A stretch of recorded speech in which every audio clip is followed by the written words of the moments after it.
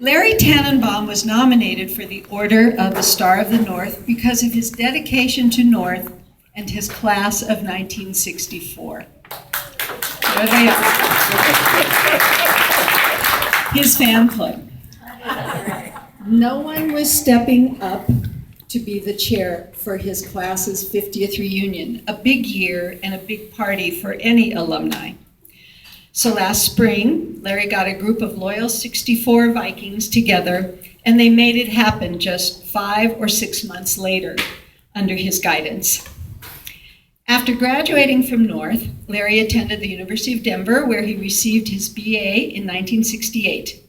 He then went on to get his law degree from DU in 1971.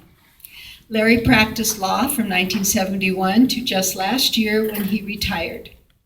He worked at Adams County Legal Aid from 1971 to 1975, representing indigent citizens of Adams County in civil cases. He practiced law, first with a partner, and then as a sole practitioner from 1975 until 1985. He had a general litigation practice, including some criminal defense work. From 1985 to 2012, he was a senior assistant attorney general for the state of Colorado. During those 27 years, he represented state departments, agencies, and employees in defense of injury cases, civil rights cases, employment cases, and attorneys' fees cases. During the last 17 years of his state employment, he represented the Colorado Department of Transportation. The majority of his work involved eminent domain proceedings relating to condemnation of private property for public highway projects. That's a mouthful. He was involved in all the major state highway construction projects from 1995 to 2012. So I asked Larry to share some of his memories of North High School. His most influential teacher. Although he ended up practicing law his entire adult life, the teacher who influenced him the most was Ed Lenachek. Yeah, director of North's band and orchestra during his high school tenure. Part of Denver's diverse music history, Ed Lenachek was beloved by his students. He treated everybody fairly and with a sense of humor. He sought excellence. He pushed Larry to pursue his musical talents far beyond the limits he would have ordinarily attempted. He enjoyed music enough that until late in his senior year, he truly wished to pursue a career in music. During his last year at North, he could be found in the band room before school, after school, and any spare other time he could find, practicing and attempting to learn new instruments. Larry recalled an incident that also involved Ed Lenachek. During his senior year, grooming became an issue for students at North. Music groups like the Beatles and the Beach Boys grew their hair long and combed it over their foreheads. Larry, of course, decided that was how he needed to groom himself, which is quite a contrast from the present. One day, at the beginning of band practice, Mr. Lenachek just stood, not speaking or moving. When someone asked him why we weren't beginning practice, he said that we would not start until Larry Tannenbaum combed his hair out of his eyes.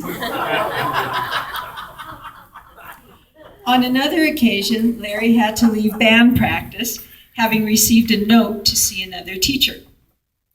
Upon his return to the band room, the band stopped playing and launched into a rousing version of the Christmas carol, O Tannenbaum.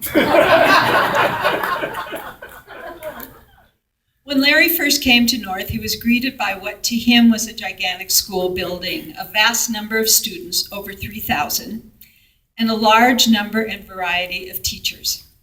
He was completely intimidated, and those who may remember him at that time will recall a very quiet and shy boy.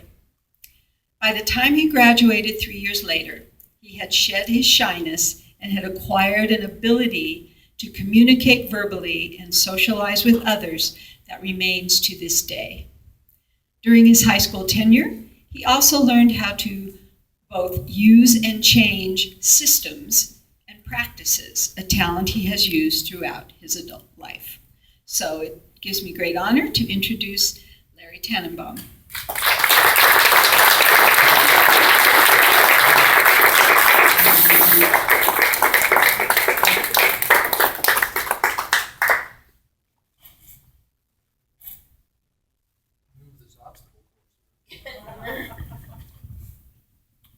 It's probably a mistake for those of you who know me to give me a microphone.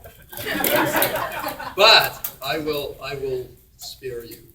It's a long program, and what I will say is I am. And by the way, those incidents I described weren't nearly as funny at the time. Particularly the Christmas Carol. I was real upset. But with the passage of time, things look a little more humorous. What I would like to say is that I'm truly moved, I'm truly honored, and I'm humbled by this award.